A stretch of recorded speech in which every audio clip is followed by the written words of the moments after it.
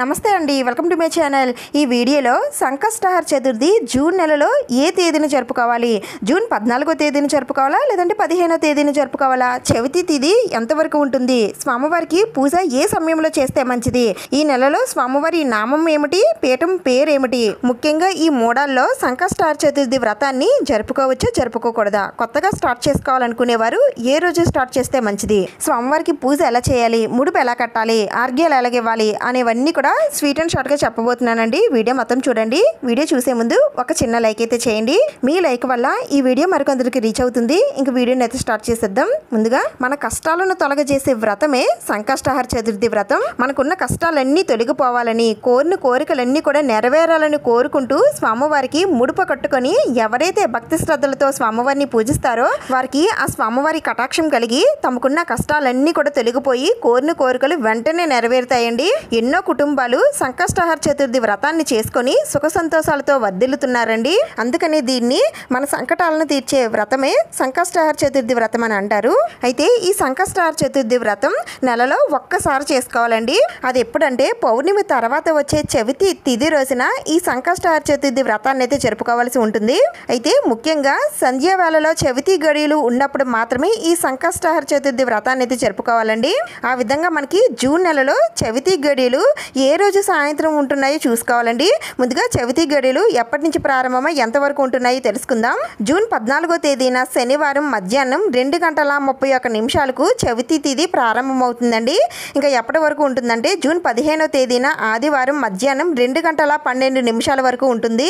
దీని ప్రకారంగా చూసుకున్నట్లయితే సంధ్యావేళలో చవితి తిథి మనకి జూన్ 14వ తేదీన శనివారం అయితే ఉంటుందండి. అందుకని సంకష్టహర చతుర్థి వ్రతాన్ని జూన్ 14వ తేదీన శనివారం జరుపుకోవాల్సి ఉంటుంది. ఒకవేళ ఏదైనా కారణాల వల్ల ఈ రోజు కుదరకపోయినట్లయితే జూన్ 15వ తేదీన ఆదివారం ఉదయం అయినా సరే మీరు చేసుకోవచ్చండి. అయితే మనకి మధ్యాహ్నం 12 గంటల వరకే చవితి గడియలు ఉంటున్నాయి కాబట్టి ఆ లోపల మీరు పూజ చేసుకోవడానికి ప్రయత్నించండి. ఇంకా స్వామివారికి పూజ ఏ సమయంలో చేయాలనంటే జూన్ 14వ తేదీన శనివారం సాయంత్రం పూజ చేసుకున్న వారు సాయంత్రం 5:53 నుండి రాత్రి 9:55 లోపు మీరు వినాయకుడికి అలాగే చంద్రుడికి కూడా పూజ చేసుకోవాలండి. అదే 15వ తేదీన ఉదయం పూజ చేసుకోవాలనుకునేవారు తెల్లవారుజామున 5:20 నుండి ఉదయం 10 గంటల లోపు వినాయకుడికి పూజనైతే చేసుకోవచ్చు. అయితే ప్రతి నెలలో కూడా స్వామివారి నామం అంటే పేరు మారుతుందండి. అలాగే పీఠం పేరు కూడా మారుతుంది. ఆయా పేర్లతోటే స్వామివారిని పూజించాల్సి ఉంటుంది.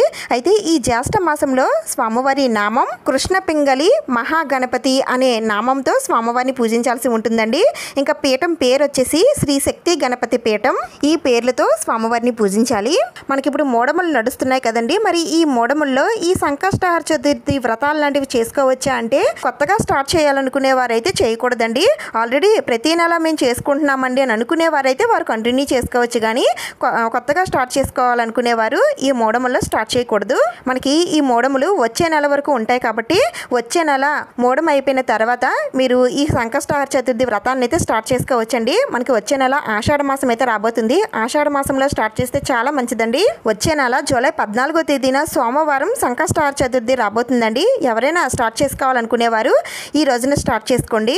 ఇంక తర్వాత ఆ పై వచ్చే నెల మనకి శ్రావణ మాసం అయితే రాబోతుందండి. శ్రావణ మాసంలో ఈ సంకష్టహర చతుర్థి చాలా విశేషంగా రాబోతుందండి. మంగళవారం చవితి తిథితో కూడినటువంటి సంకష్టహర చతుర్థి రాబోతుందండి. ఇలా వస్తే దాన్ని అంగారక సంకష్టహర చతుర్థి అంటారు. ఆగస్టు 12వ తేదీన మంగళవారం అంగారక సంకష్టహర చతుర్థి రాబోతుంది. ఈ రోజు కనుక స్టార్ట్ చేస్తే ఇంకా మంచి ఫలితాలు అయితే పొందుతారండి. ఈ 2 నెలల్లో ఎప్పుడైనా సరే మీరు ఈ వ్రతాన్ని స్టార్ట్ చేసుకోవచ్చండి. ఇలా స్టార్ట్ చేసిన ఈ వ్రతాన్ని ప్రతి నెల చేసుకోవాలండి. అలా 3 నెలలు కానీ లేదంటే 5 నెలలు కానీ లేదా 9 నెలలు కానీ 11 నెలలు కానీ లేదా సంవత్సరం అంతా కూడా చేసుకోవచ్చండి. మీ శక్తిని బట్టి మీ వీలుని బట్టి చేసుకోవచ్చు. ఇంతకీ పూజ ఎలా చేసుకోవాలండి అంటే సంకష్టహర చతుర్థి రోజున ఉదయాన్నే స్వామివారికి ముడుపు కట్టుకొని పూజ చేయాల్సి ఉంటుందండి. ఈ పూజలో ముఖ్యమైనది ముడిపేనండి. ముడుపు కట్టుకొని పూజ చేస్తే తప్పకుండా తమ అభిష్టాలు నెరవేరుతాయన్న నమ్మకంతో ప్రతి ఒక్కరు కూడా ముడుపునైతే కట్టుకొని పూజనైతే చేసుకుంటారు.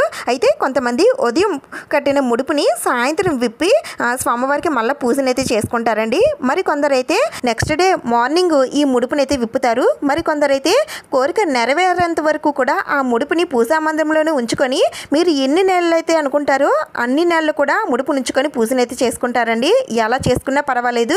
ఒకవేళ ముడుపు కట్టకుండా తప్పకుండా కూడా స్వామివారికి పూజ చేసుకోవచ్చా అండి అంటే చేసుకోవచ్చండి. ఈరోజు ముఖ్యంగా స్వామివారికి కుడుములు, ఉండ్రాళ్ళు ఇవన్నీ కూడా స్వామివారికి నైవేద్యంగా నివేదన చేస్తారండి.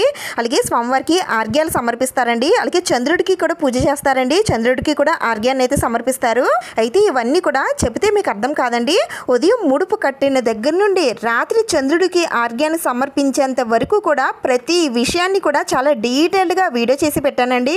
అస్సలు ఈ వ్రతం గురించి తెలియని వారికి, కొత్తగా చేసుకోవాలనుకునే వారికి అందరికీ ఉపయోగపడుతుందండి. చాలా బాగా అర్థమవుతుంది కూడా.